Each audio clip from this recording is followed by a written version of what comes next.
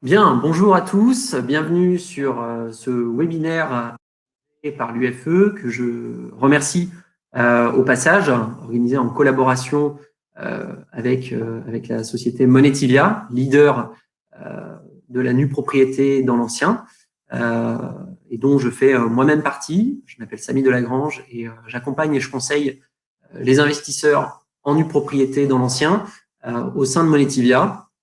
Ce webinaire va donc durer à peu près 45 minutes. Je vous propose de discuter, de parler immobilier, investissement immobilier plus précisément, car je sais que c'est une thématique qui vous est chère, vous expatriés de par différents pays d'Asie.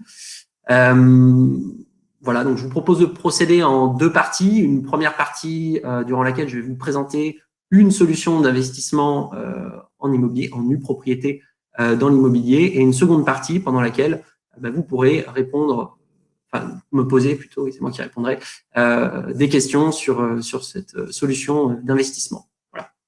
Je vous propose d'attaquer tout de suite. Quand on parle investissement immobilier, évidemment, intuitivement, on a plutôt tendance à penser à l'investissement locatif, qui est l'investissement traditionnel finalement en immobilier. J'achète un bien pour sa pleine valeur et je vais installer dedans un locataire dont j'escompte tirer un maximum de loyer. C'est ces loyers qui vont caractériser la rentabilité de mon investissement. Voilà. Donc c'est évidemment la typologie d'investissement un peu reine en matière immobilière et c'est celle qu'on a le plus vu se développer lors des dernières décennies. Sauf qu'on constate tout de suite qu'il y a un certain nombre de limites à cet investissement locatif. La première étant évidemment les risques qui sont liés à cet investissement locatif, puisque moi, propriétaire bailleur, je me place entièrement entre les mains de mon locataire, puisque si j'ai plus de locataires, comme c'est le cas dans les meublés parisiens depuis le début de la crise sanitaire, par exemple, je suis en situation de vacances locatives, je n'ai plus de loyer, je n'ai plus de rentabilité. Ou au contraire, si j'installe un locataire, mais que celui-ci est un mauvais locataire, je peux me retrouver face à des situations d'impayés, évidemment, qui vont venir dégrader ma rentabilité, fondamentalement. Quand bien même j'arrive à collecter en théorie tous ces loyers, on constate en pratique qu'il y a quand même une augmentation de tous les coûts, tous les petites dépenses qu'on peut avoir en tant que locataire sur les dernières années, les dernières décennies. La taxe foncière, plus 14% en 5 ans. Je vous cite ici une étude des Échos. Et c'est pas prêt de s'arrêter, évidemment, avec la suppression de la taxe d'habitation. L'augmentation des charges de copropriété, là aussi, c'est pas neutre, 35% d'augmentation en 10 ans. Bon, voilà, on voit que les lignes s'additionnent et viennent dégrader ma rentabilité. Quand j'ai collecté tout ça et que je me suis acquitté de mes différentes charges, je vais passer cette fois à la moulinette fiscale. Les revenus fonciers, c'est ce qu'il y a de plus taxé en France. Impôt sur le revenu tout d'abord, qui peut monter jusqu'à 45%. Prélèvements sociaux ensuite de 17,2%. Il y a également, si j'en suis redevable, l'impôt sur la fortune immobilière, l'IFI, l'ex-ISF. Et enfin, même si ce n'est pas une donnée économique, c'est quand même à prendre en ligne de compte, le temps et l'énergie que je dépense en gestion sur mon investissement locatif, qui font qu'aujourd'hui, c'est un véritable sacerdoce d'aller faire de l'immobilier.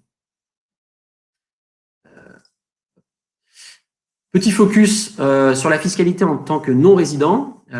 Si je suis non-résident et j'achète un bien, ici je vous ai chiffré 600 000 € pour installer un locataire, j'escompte en tirer un rendement de 3,5% brut, évidemment, soit 21 000 € de loyer. Je vais dépenser de l'argent sur les différents postes de dépenses qu'on a vus préalablement, 4 200 €. La fiscalité, et ici j'ai pris une hypothèse plutôt conservatrice puisque ça peut varier en fonction des pays d'expatriation. Donc c'est un minimum, 27,5, encore 4 620 € qui partent en fiscalité. J'ai donc un rendement net qui est passé à 2%. Et si je suis redevable de l'IFI, comme je l'exposais précédemment, c'est encore une ligne supplémentaire qui fait descendre mon rendement à 1,33%. La solution à ça, c'est évidemment la nue propriété, puisque la nue propriété va nous permettre, on va voir ça ensemble, de conserver tous les avantages du locatif et d'en supprimer la plupart, quasiment tout, toutes les limites, toutes les contraintes. Voilà. Donc, investir en nue propriété, qu'est-ce que ça recouvre? Qu'est-ce que ça veut dire? Ça veut dire, en fait, tout simplement que je passe un espèce d'accord avec mon vendeur, je lui achète son bien. Ce sera souvent un senior dans la solution que je vous présente aujourd'hui. Ce senior vendeur va se réserver une durée d'usage dans le bien, qui peut aller de 10 ans jusqu'à 25 ans, 10, 15, 25 ans. On va venir valoriser cette durée d'usage à partir des loyers, donc on va la valoriser économiquement, et on va déduire cet équivalent économique du prix du bien. Vous avez un exemple chiffré sous les yeux, avec un bien d'une valeur de 500 000 € que je vais acheter 320 000 € parce que je retranche 15 ans de loyer. Ces 15 ans de loyer, on les a valorisés à 180 000 €. J'achète donc le bien 500 moins 180, soit 320 000 €. Juridiquement, comment ça se passe pour encaisser 180 000 € de loyer directement dès la signature chez le notaire sous forme de réduction de prix? C'est pas très compliqué puisque en fait en France, quand on dit qu'on est propriétaire, on vise en fait la pleine propriété, et la pleine propriété, elle se décompose de deux prérogatives. La première qu'on va venir acheter au travers d'un contrat monétilia, c'est la nue propriété, c'est le fait de posséder les murs, l'enveloppe de l'appartement, du bien qu'on achète. Et la deuxième, c'est l'usufruit, qui est le fait d'avoir un usage sur ce bien. Et c'est ça qu'on va laisser à notre vendeur. Alors, on va lui laisser évidemment de manière temporaire, de manière délimitée, timée, et on va le valoriser économiquement. Et je le retire évidemment du prix d'achat, c'est ma décote. Évidemment, quand l'usufruit s'éteint parce qu'on a atteint le terme de la limite temporelle dont on avait convenu, je redeviens plein propriétaire et je fais ce que je veux de mon appartement. Alors, comment on valorise ça? Comment on passe de 15 ans de loyer à 180 000 €? Là, c'est encore une fois très simple.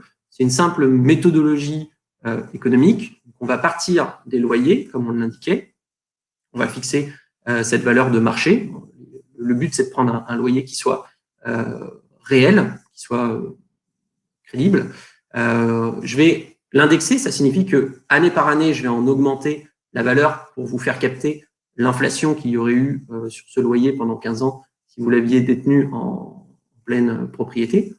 On va l'actualiser puisqu'évidemment, je perçois 15 ans de loyer dès aujourd'hui et on va appliquer un ratio de charges, travaux, taxes. C'est ce qu'on voyait tout à l'heure avec les dépenses qu'on a en tant que propriétaire. Le résultat de ça, c'est que je suis pré-réglé de tous mes loyers, de mes 15 ans de loyer, directement sous forme de réduction de prix dès l'acquisition.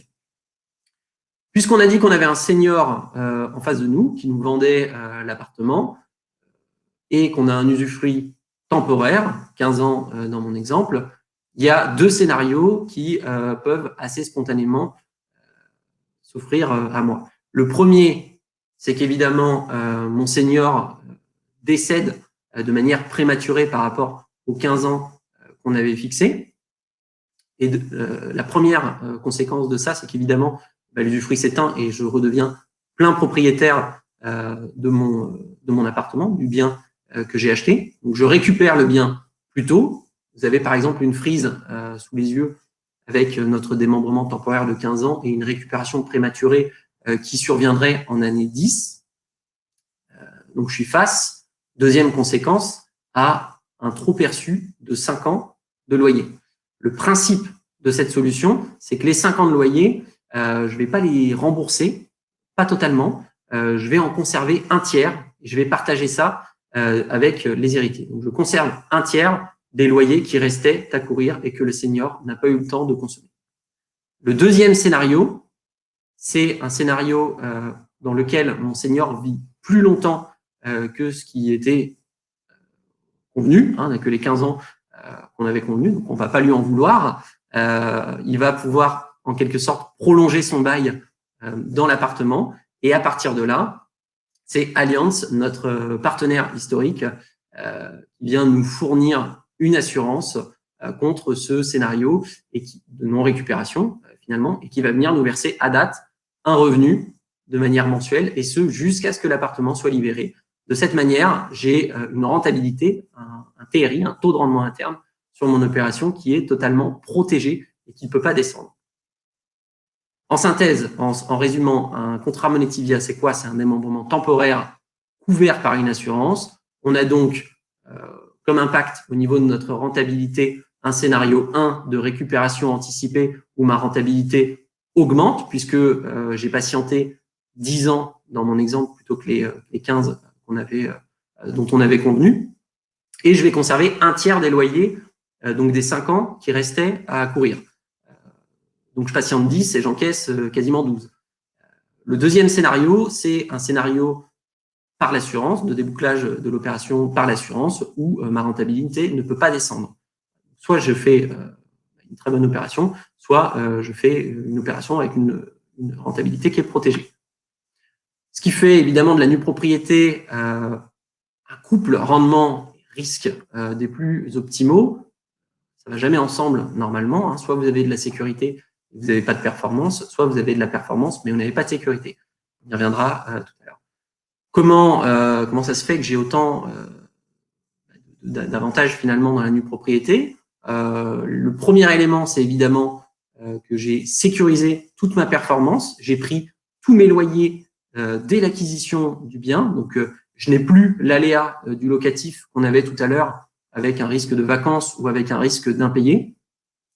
Comme j'ai encaissé tous ces loyers sous forme de réduction de prix, j'ai fait 500 000 moins 180 000 euros de loyer, plutôt que de... Donc, j'achète 320 000 plutôt que d'avoir un virement de 180 000. Je ne suis pas fiscalisé. Je n'ai pas de revenus, de virement entrant, de revenus entrants. Je ne passe pas par la case impôt sur le revenu. Tout ça, cette performance est nette de fiscalité.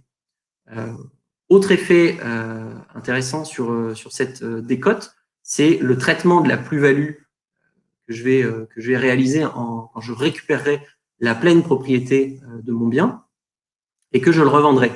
Le prix qui sera retenu par le fisc pour calculer ma plus-value, c'est bien les 500 000 euros dans notre exemple et non pas les 320 000 que j'ai payés. Donc, si je revends le bien 500 000 euros, j'encaisse une plus-value de 180 000 euros totalement défiscalisée. Autre avantage économique, c'est que toutes les charges sont côté usufruitier. Donc, c'est lui qui va payer pendant toute la durée du démembrement la taxe foncière ou les charges de copropriété, par exemple. Moi, je ne paye plus rien en tant que nu propriétaire pendant toute la durée de l'investissement. Enfin, un dernier avantage économique, les frais de notaire sont également allégés. Là aussi, c'est pas neutre. Frais de notaire, c'est 7,5% dans l'ancien, et ils vont être calculés sur la valeur fiscale de la nue propriété. Donc, je vais les payer sur une assiette réduite et non pas sur l'assiette de la pleine propriété. Enfin, même si c'est pas économique, c'est évidemment important et précieux, notamment quand on est expatrié comme vous et qu'on est potentiellement à 20 000 km avec 12 heures de décalage horaire, c'est que j'ai pas de souci de gestion. On signe chez le notaire et rendez-vous le jour où je récupère le bien pour récupérer les clés. Donc, sécurité et performance, on le disait, c'est pas seulement des éléments de langage, c'est concret. Tout d'abord parce que l'investissement, je le fais sur un sous-jacent qui est immobilier. L'immobilier en France, c'est le placement préféré des Français, c'est la pierre, donc c'est quelque chose, on parle d'actifs tangibles, c'est pas volatile, c'est pas spéculatif, puisque l'immobilier n'est pas coté en bourse et n'a pas du coup une valeur liquidative qui varie de jour en jour.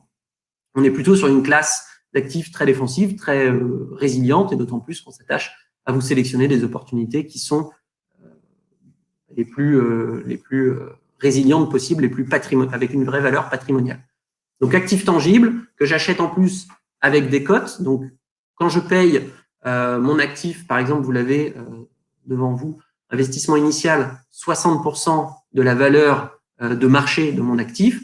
Évidemment, ça veut dire que pour que mes fonds propres soient attaqués par un mouvement, une baisse de marché, il faut que cette valeur de marché ait perdu 40% de sa valeur avant que mes fonds propres soient attaqués. Ce qui signifie que l'investisseur qui a acheté un locatif à côté lui a payé 100 et a déjà perdu 40% de son capital, là où vous, le nominal n'est pas encore impacté. La rentabilité est évidemment meilleure qu'en locatif, on a dit, parce que d'abord je l'ai sécurisé, j'ai tout encaissé, donc plus de risque, plus de risque de voir mon rendement baisser. Et en plus de ça, je l'ai prise nette de fiscalité, donc je constate pas d'étiolement de mon rendement en passant du brut au net, c'est directement du net. Enfin, j'ai un formidable effet de levier sur l'évolution du marché, puisque j'achète 60 dans mon graphique un bien dont la valeur est de 100. Évidemment, la valeur de marché, c'est 100. Donc, si le marché prend 10%, je récupère 110 et non pas 66. Donc, l'effet de levier est évidemment plus intéressant par rapport aux 60 que j'ai moi-même déboursés. Ce qu'il faut en retenir, c'est un peu ce qu'on vient de se dire, actif tangible, que j'ai acheté avec des cotes. Donc, j'ai sécurisé ma performance. Elle est en plus nette de toute fiscalité. J'ai protégé mes fonds propres grâce à la décote, qui va en fait avoir un rôle d'amortisseur en cas de mouvement négatif de marché. Et en plus de ça, je suis quand même propriétaire en direct de mon bien. Donc, je ne me retrouve pas avec, comme dans la pierre papier, dans les fonds d'investissement ou ce genre de choses, je n'ai pas de frais de gestion à payer tous les ans. Je n'ai pas de commission sur performance. Si le marché surperforme, c'est entièrement pour moi. Enfin, et c'est un peu ça va avec dans le package finalement des caractéristiques de la nue propriété, c'est que c'est évidemment un investissement de long terme. Si je m'investis sur une nue propriété 15 ans, pour reprendre notre exemple, évidemment, il ne faut pas que j'escompte revendre le bien, avoir récupéré le bien et le revendre au bout de 10 ans. Si ça arrive, c'est que la vie aura fait que, mais mon horizon d'investissement doit bien être de 15 ans. Il doit correspondre à la nue propriété sur laquelle je m'investis. Un petit cas pratique pour illustrer ce qu'on peut acheter en nue propriété. Et là, la réponse est plutôt vaste puisque on peut absolument tout acheter en nue propriété, notamment au sein de Monetivia. Vous voyez par exemple ces quelques photos. Donc la typologie est extrêmement variée. Hein. Ça va de l'haussmannien parisien, pur produit défensif, patrimonialement parlant.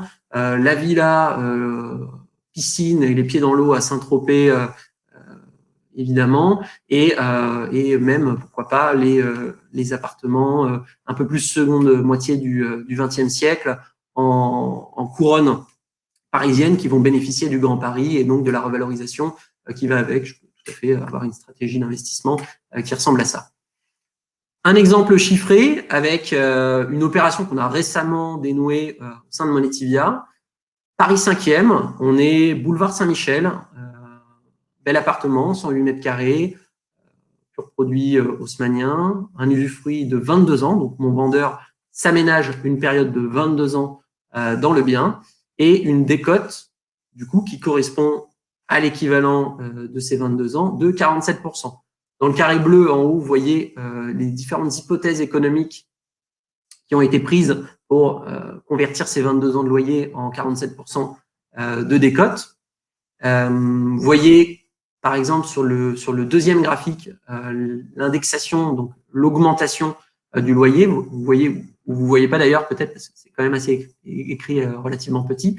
Je pars avec à peu près 50 500 € de loyer en année 1 et je l'inflate à 1,5% jusqu'à atteindre en 22e année quasiment 70 000 € de loyer. Donc une vraie revalorisation pour un appartement dont la valeur est d'1 560 000 €.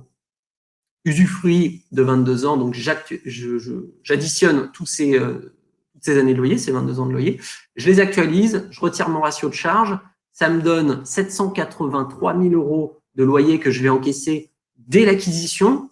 Vous voyez qu'on est vraiment sur des montants qui sont pas neutres, c'est là ma performance locative. Ce qui me permet d'acheter cet appartement au prix de 830 000 € au lieu d'1 560 000 €, soit une décote de 47%. Ici, la déclinaison, alors pas année par année, faute de place, mais tous les 5 ans du moins, du scénario de récupération anticipée de mon bien. Récupération anticipée, je vous propose d'étudier ensemble la colonne 10, donc l'année 10, récupération en année 10. J'ai 520 000 euros de loyer, de trop perçu de loyer. C'est la valeur de mon usufruit résiduel, c'est les 12 ans que mon vendeur aurait dû continuer à consommer et qui n'a pas pu consommer parce qu'il est décédé prématurément. Donc c'est ça que je devrais théoriquement restituer. Comme je conserve un tiers et que je partage avec les héritiers de mon vendeur, je ne vais verser que 348 000 euros, ce qui m'amène à un prix total, un coût de revient total sur cet appartement d'1 178 000 euros. Rappelez-vous, on a dit que la valeur de l'appartement, c'était 1 560 000 euros. Donc là, concrètement, sur ce scénario, j'ai encaissé quasiment 400 000 euros de plus-value, net d'impôts, hors évolution du marché, et en 10 ans, et en restant les bras croisés pendant 10 ans, avec absolument aucune gestion dont j'aurais dû m'acquitter. Ça nous amène à un TRI, un taux de rendement interne sur cette opération, de 3,6% hors évolution du marché. Évidemment, j'escompte plutôt que le marché connaisse une augmentation si j'investis, si je m'intéresse en immobilier. Alors, comment on fait pour investir en une propriété? On se rapproche évidemment de Monetilia. Monetilia qui est société spécialisée, je vous le disais tout à l'heure, leader en matière de démembrement de propriété, leader sur la nue propriété dans l'ancien.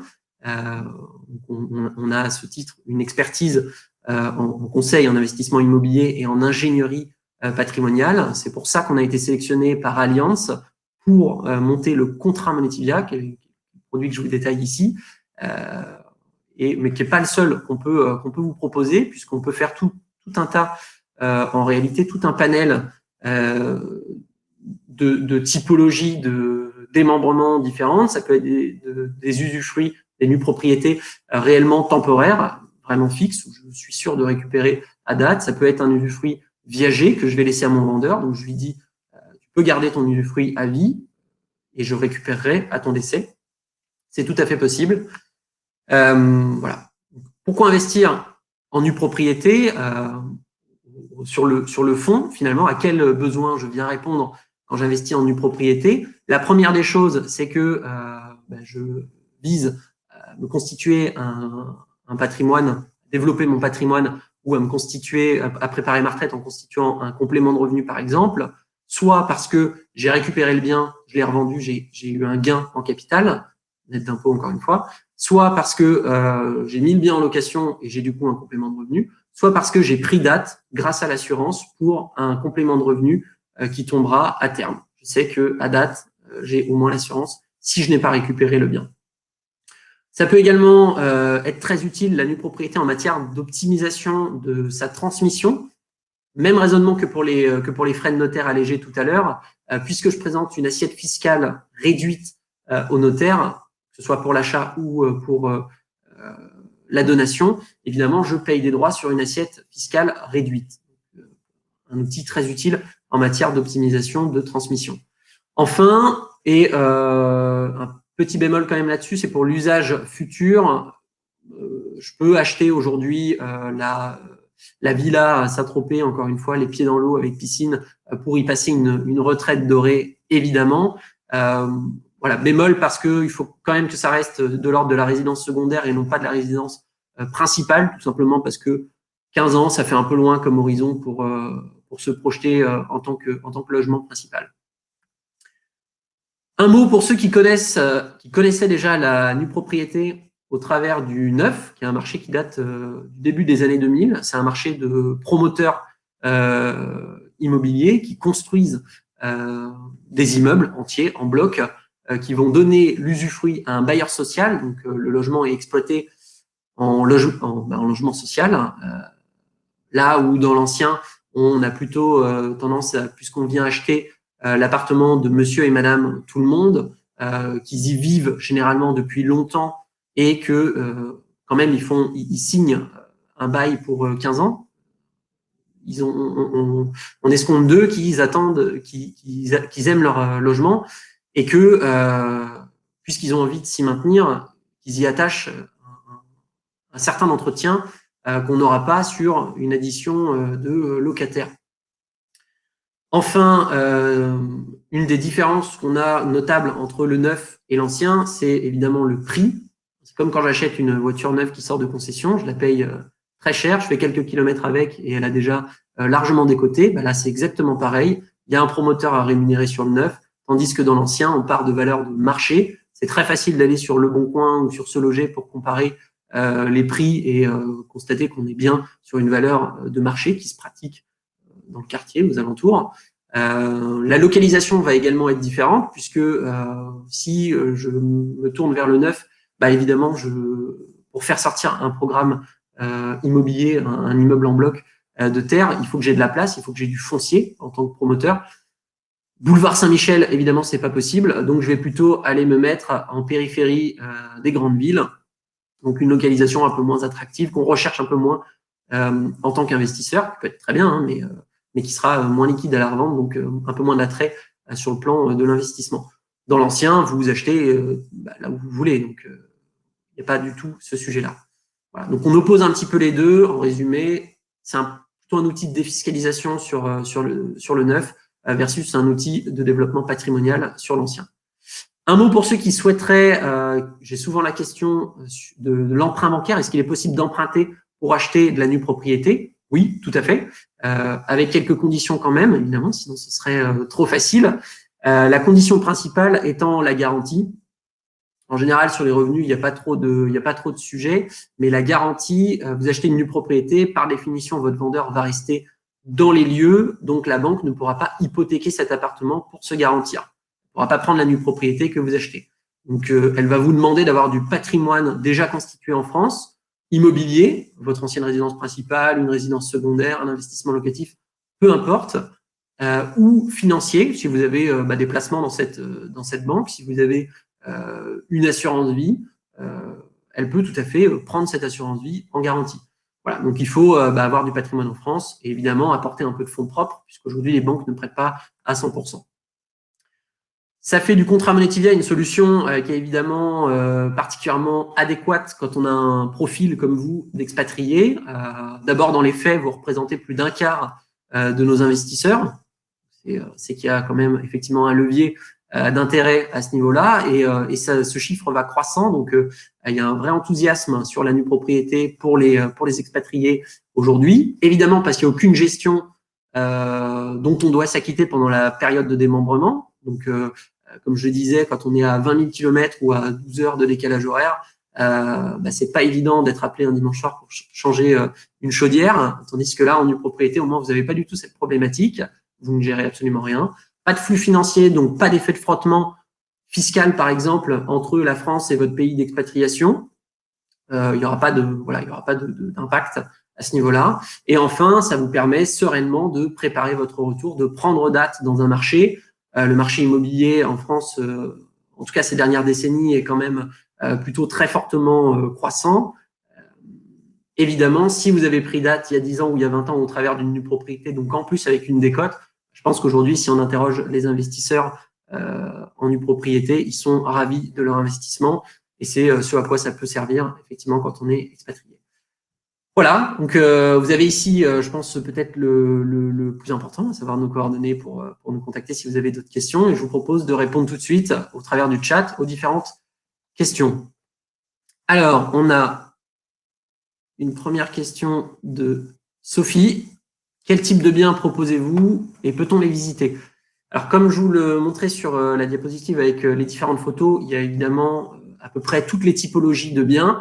Le seul filtre à ça, c'est que nous, on les sélectionne pour qu'ils soient intéressants patrimonialement, qu'ils aient de la valeur, qu'on se dise à l'endroit où est situé ce bien, il y a peu de chances qu'ils perdent de la valeur et qu'il soit liquide le jour où vous le récupérez, que ce soit surtout pas un fardeau et qu'en un claquement de doigts, vous ayez pu soit le relouer, soit le revendre pour dénouer votre opération et prendre votre gain. Question de Aline, qui paye l'assurance Allianz? Très bonne question. C'est le vendeur qui paye l'assurance Allianz. C'est-à-dire que quand on va passer chez le notaire, c'est lui qui souscrira à l'assurance et qui versera sous forme de prime unique le montant qu'Allianz lui demandera pour être en mesure de verser la rente à vous, qui serez bénéficiaire du contrat d'assurance à la fin de la période de démembrement, donc à la fin de la nue propriété. Question de Aline, est-il possible d'acheter plusieurs biens pour jouer la diversification? Tout à fait, bien sûr. C'est évidemment possible d'acheter plusieurs biens et de jouer la diversification. Ça peut être intéressant en termes de stratégie patrimoniale, soit parce qu'on prend des durées différentes, soit parce qu'on prend des localisations ou des typologies d'actifs qui sont différents, et ce qui vous permet de jouer différentes villes, par exemple. Si vous croyez beaucoup à certaines métropoles françaises, c'est possible d'investir dessus et de se diversifier en achetant en région parisienne à côté, parce qu'on se dit qu'au moins ça décotera jamais. Question de Max. Si on veut prendre plus de risques, est-il possible de laisser un usufruit à vie au vendeur? Tout à fait, Max, c'est ce qu'on disait tout à l'heure. On en propose également. Il n'y a pas que le contrat Monetivia en matière de nue propriété. Là, vous visez un usufruit viager. Donc, alors évidemment, vous prenez plus de risques puisque on n'a plus cette assurance qui tombe à terme. On laisse l'usufruit de manière viagère au vendeur. Donc, par définition, on va récupérer le bien et notre gain à l'opération quand le vendeur décédera. S'il décède rapidement, je fais une très belle opération. Si au contraire, il décède plus tard que les 15 ans, par exemple, que j'avais prévu, que j'avais simulé, eh ben, évidemment, j'ai un rendement qui va commencer à aller de manière décroissante. C'est là le risque. Question de Josiane, quelle est la taxation si l'on meurt pendant le démembrement? C'est un petit peu ce qu'on se disait tout à l'heure, c'est-à-dire que l'actif va être transmis, va rentrer dans votre actif successoral et sera transmis à vos héritiers de manière tout à fait classique. Et en plus de ça, vous allez payer des droits uniquement sur la valeur fiscale de la nue propriété, donc sur une assiette réduite, ce qui en fait un très bon outil de transmission, comme on se le disait tout à l'heure. Alors, question de Yannick, les banques prêtent-elles aux expats et à quel taux? Les banques prêtent aux expats, absolument, Yannick. À quel taux, je ne peux pas vous le dire, ça va dépendre évidemment de votre profil, du projet que vous avez et de la négociation que vous ferez avec la banque, mais on peut vous accompagner évidemment sur ces questions de financement. Question de Sandrine, qui paye les frais de copropriété? Les charges de copropriété, Sandrine, sont à la charge du vendeur. Vous ne payez rien pendant toute la durée du démembrement.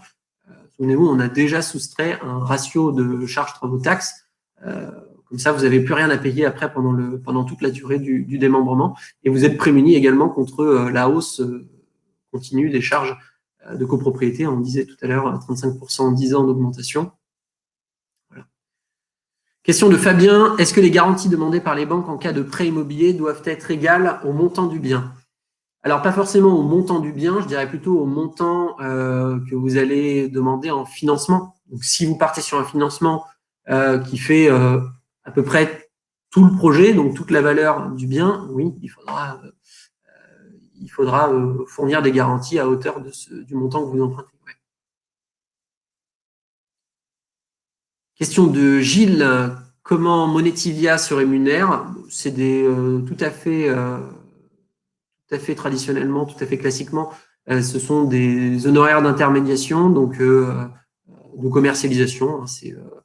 On l'avait tout à l'heure sur l'exemple du bien boulevard Saint-Michel, des honoraires de commercialisation à hauteur de 3,4%, par exemple. Question de Lim, qu'est-ce qu'un senior? Un senior est une personne âgée.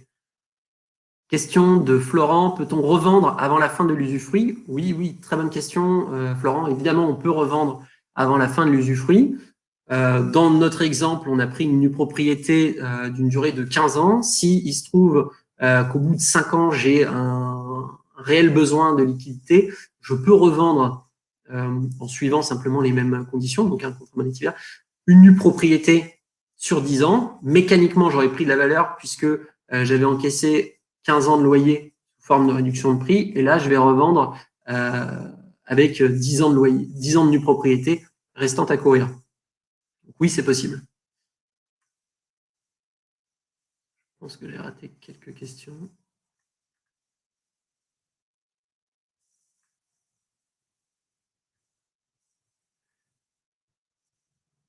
Alors, pour les situations de biens déjà démembrés, y a-t-il une astuce pour réduire la fiscalité en cas de vente? Je crois comprendre que la fiscalité... Un peu rapidement. Je crois comprendre que la fiscalité pour les non-résidents est assez désavantageuse. Pour les biens déjà démembrés. Donc, si vous avez reçu un bien par succession, vous pouvez tout à fait revendre la nue propriété de ce bien. J'imagine que c'est la question. Je crois comprendre que la fiscalité pour les non-résidents est assez désavantageuse. La fiscalité, ce sera toujours celle du lieu de situation de l'immeuble. Donc, la fiscalité française qui trouvera à s'appliquer. Question de Sandrine. Pour dans l'ancien, est-il possible de réaliser un investissement en nue propriété pour un logement neuf? Quel avantage dans l'ancien versus le neuf? Alors Sandrine, on a fait une passe là-dessus. Je vous renvoie à la diapositive, celle-ci, où on faisait un petit comparatif entre le neuf et l'ancien. A priori, ou plutôt évidemment en faveur de l'ancien, puisque il y a un certain nombre de désavantages dans le neuf, la surcote, le logement social, comme on se le disait tout à l'heure, notamment. En faisant de l'immobilier classique, il est possible d'obtenir du cash flow positif en achetant un bien. Or, la nue propriété est cash flow négative correspondant au remboursement du prêt, n'est-ce pas? Oui, oui, effectivement. Alors, c'est pas un produit qui est distributif, c'est un produit d'investissement qui est capitalisant. Donc, bien sûr, il n'y a pas de revenus à en attendre. En même temps, les revenus, vous les avez déjà encaissés sous forme de réduction de prix. Donc, la performance, elle est là, elle est meilleure qu'en locatif puisque c'est la même et en plus, j'ai pas la fiscalité. Simplement, effectivement, si vous faites de l'immobilier locatif traditionnel, là, vous espérez que vos loyers payent votre crédit. En théorie, ça fonctionne. En pratique, dès que je me retrouve dans une situation de vacances ou d'impayé, je suis tout seul à payer, à rembourser mon crédit. Et en plus, crédit que j'ai pris sur 100% de la valeur du bien. En nue propriété, si on investit de manière un tout petit peu maligne, finalement, c'est en fait plus intéressant parce que déjà, je paye du crédit et donc des taux d'intérêt sur la valeur uniquement que j'ai emprunté pour acheter ma nue propriété et j'ai plus de risque puisque je ne compte que sur moi-même pour rembourser celui-ci.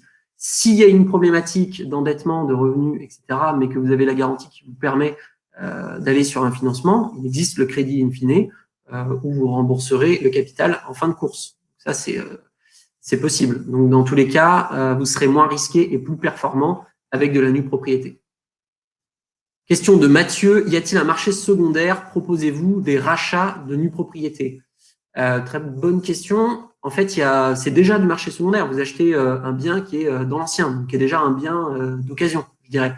Après, est-ce qu'il y a du marché secondaire? Donc, est-ce que on a des durées courtes de nue propriété? Absolument. On a du 5 et du 7 ans actuellement. Je vous invite à aller voir sur le site de Monetivia. Vous pourrez constater qu'on a effectivement des durées très courtes. Et j'imagine que c'est ce que vous recherchiez au travers du marché secondaire que vous mentionnez dans votre question. Alors, pour la revente de propriétés démembrées, je croyais qu'il fallait un accord à la fois de l'usufruitier et du nu propriétaire. Que se passe-t-il si l'usufruitier ne veut pas procéder à la vente? Là, ils sont déjà d'accord, en fait. L'usufruitier, c'est votre vendeur. Donc, c'est lui qui vous est forcément d'accord pour vous vendre s'il a proposé son bien à la vente. Et vous, en tant qu'acheteur, vous êtes nu propriétaire, donc vous serez d'accord aussi. Donc, on retrouve bien les deux volontés concordantes. Et après, peut-être que vous visez les biens qui sont du coup déjà démembrés du fait d'une succession. Et à ce moment-là, c'est vous qui êtes nu propriétaire, qui avez reçu la nue propriété en succession. Et c'est vous qui faites ce que vous voulez de votre nue propriété. Hein. En tant question, je suis désolé, je vois pas les prénoms, les questions sont trop longues. En tant que non-résident fiscal,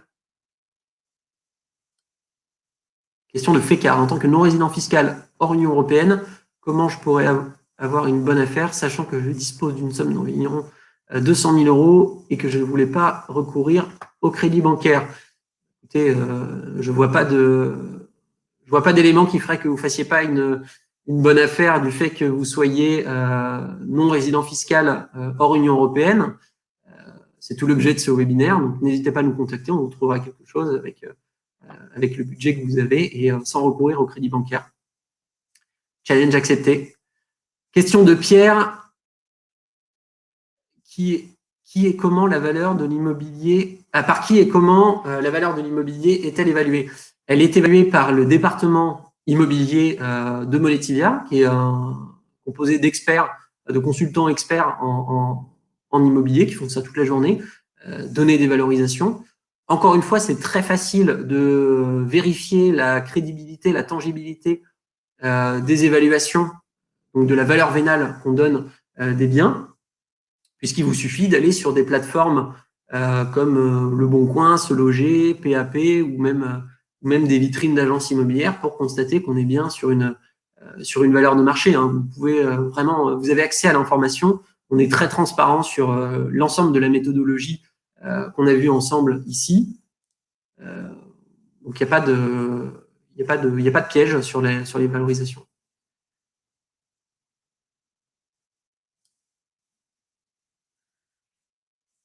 Question de Mathieu. On ne paye les frais de notaire que sur la valeur décotée à la fin de l'usufruit, mort de l'usufruitier. Y a-t-il un nouvel acte notarial? Si oui, à quel coût? Alors tout à fait, vous payez les frais que sur la valeur de la valeur fiscale de la nue propriété. Et à la fin de l'usufruit, il n'y a pas on repasse pas chez le notaire. On est simplement dans l'exécution de l'acte notarié préalable qu'on a fait lors de l'acquisition. Donc, l'acte notarié prévoyait le démembrement, prévoyait que vous aviez une nue propriété et votre vendeur un usufruit, et qu'à la fin de cet usufruit, mort de l'usufruitier, comme vous le dites, l'usufruit s'éteint juridiquement et il rejoint la nue propriété pour former à nouveau la pleine propriété. Donc, on est juste dans l'exécution de l'acte, de ce qu'on a écrit dans l'acte notarié. Donc, pas de nouvel acte, on ne repasse pas chez le notaire et du coup, ça coûte 0. Question de Yannick, y a-t-il beaucoup de biens disponibles? Combien, par exemple, en ce moment? Alors, excellente question, Yannick. La nue propriété, c'est un marché d'opportunités. Donc, il y a beaucoup moins, évidemment, de volumétrie que sur le marché de la pleine propriété.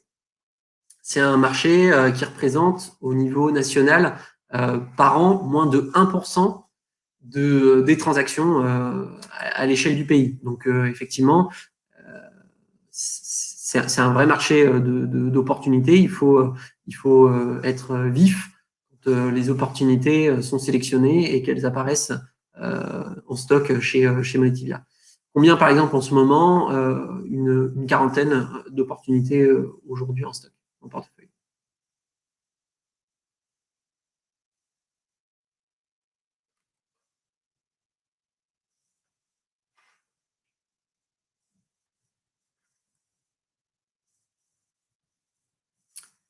Question de Mathieu. Quelle est la différence avec une vente à terme? Différence notamment fiscale et sur le coût de l'assurance.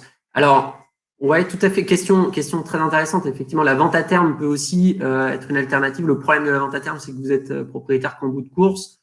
Ce qui pourrait se rapprocher d'une vente à terme qu'on propose, c'est l'usufruit temporaire. Hein, donc vraiment la base du contrat Monetivia qu'on a décrit ensemble, mais sans cette fois l'assurance. Donc c'est-à-dire que vous achetez en 2021 une nue propriété 15 ans et vous récupérez, on l'écrit dans l'acte notarié, en 2036, 15 ans après. Voilà, il n'y a plus de notion d'assurance. Mon risque n'est plus assuré parce que je suis censé récupérer au bout des 15 ans. Voilà, donc fiscalement, il n'y a pas de différence majeure. C'est simplement deux modalités d'acquisition de la nue propriété différentes. Et le coût de l'assurance, il disparaît, bien sûr, puisqu'il n'y a plus d'assurance sur ce modèle-là. Mais de toute façon, ce n'était pas vous qui le payez, c'était le vendeur. Donc, pas énormément, pas de différence sur le coût de l'assurance qui ne vous est pas impacté.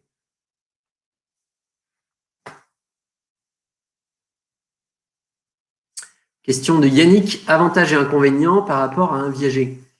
C'est le risque. C'est le risque. On part dans un contrat Monetivia sur une durée, par exemple, celle dont on a pris l'exemple, 15 ans. Donc, je sais qu'à terme, au bout de mes 15 ans, j'ai soit récupéré le bien, et donc je l'ai revendu, ou je l'ai mis en location, j'ai forcément un revenu qui tombe, soit j'ai l'assurance qui va s'enclencher parce que je n'ai pas récupéré le bien, et l'assurance, elle va venir tous les mois me verser un revenu qui va venir protéger ma rentabilité. Donc, j'ai une rentabilité minimum garantie sur un contrat Monetivia, alors que sur un viager, je paye le prix de ma nue propriété, je laisse l'usufruit au vendeur. Il y a toujours un aléa sur le moment de récupération, sur le timing de récupération du bien, puisque par définition, mon vendeur ne sait pas quand est-ce qu'il va décéder. Mais par contre, j'ai plus d'assurance. Donc, si j'avais projeté 15 ans et que mon vendeur vit au-delà des 15 ans, et bien, à partir de la 15e année, je vais commencer à voir le rendement prévisionnel décroître très fortement. Donc, c'est vraiment le risque. Vous êtes assuré dans le contrat Monetivia et vous ne l'êtes pas sur un viager. Question de Didier. La valeur des côtés de la nue propriété rentre-t-elle intégralement dans l'enveloppe de l'IFI? Alors, très bonne question. Effectivement, la nue propriété, vous allez la déclarer à l'IFI. Cependant, évidemment, vous déclarez que la valeur fiscale, donc il y a déjà un effet d'assiette réduite, et en plus de cet effet d'assiette réduite, on peut adjoindre à ça la solution un petit peu miracle anti-IFI, qui est le financement. L'IFI ne taxant que l'actif net immobilier. Si j'ai un actif immobilier et que j'ai en face une dette peu ou prou du même montant, je fais 100 moins 100 égale 0 d'assiette taxable. Donc, la solution anti-IFI, c'est le financement. Quelles sont les garanties et les avantages que donne Monetivia par rapport aux autres compagnies qui offrent des achats en nue propriété? Alors, le premier avantage, c'est évidemment qu'on est quasiment les seuls à faire de la nue propriété dans l'ancien. Donc, quasiment que chez nous, vous pourrez trouver effectivement de l'ancien, cet outil patrimonial et non plus un simple outil de défiscalisation. Et évidemment, le contrat Monetivia, la solution qu'on a envisagée aujourd'hui, qu'on a décrit ensemble aujourd'hui, vous ne la trouverez que chez Monetivia. Donc, bien, on me signale dans l'oreillette que c'est bientôt la fin de ce webinaire. Je vous remercie tous énormément pour votre disponibilité, votre présence et votre participation. Il y a eu des questions particulièrement intéressantes lors de cette session. Je vais donc rendre l'antenne et je vous dis à très bientôt pour le prochain webinaire. Merci à tous. Au revoir.